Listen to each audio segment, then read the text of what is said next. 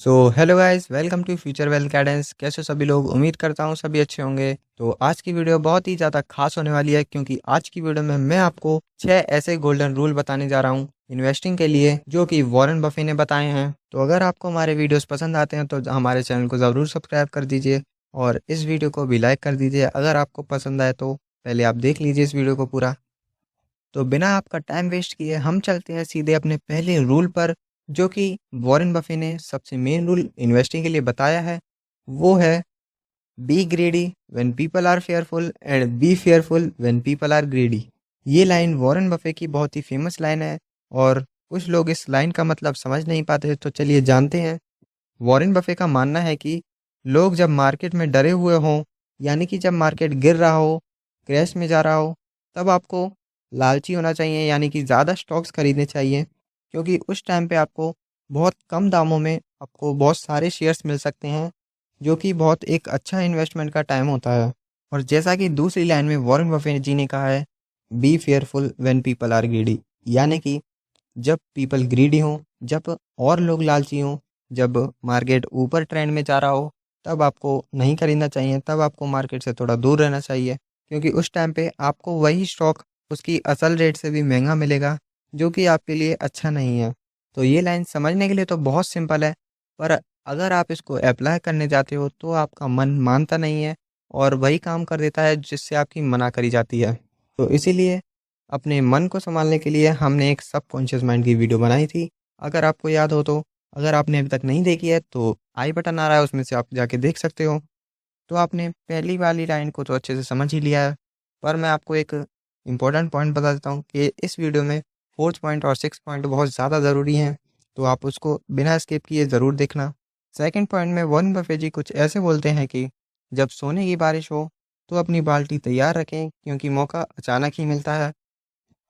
इसमें Warren Buffett जी investors को ये बताना चाहते हैं कि जब भी आपको अपॉर्चुनिटी मिले तो उसे गवाए नहीं, बल्कि उस अपॉर्चुनिटी का अच्छे से यूज़ करें।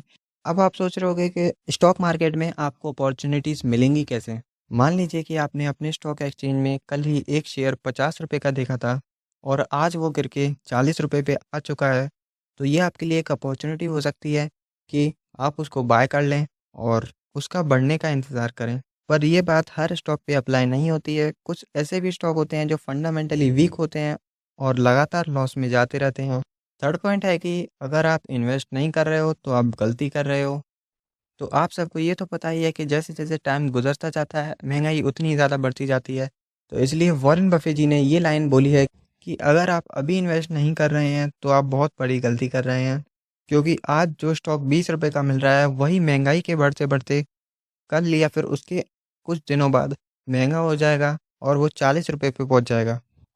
और जैसा कि मैंने आपको बताया था कि 4th पॉइंट और 6th पॉइंट बहुत ज़्यादा इम्पोर्टेंट है, तो मैं आपको अब बता देता हूँ 4th पॉइंट।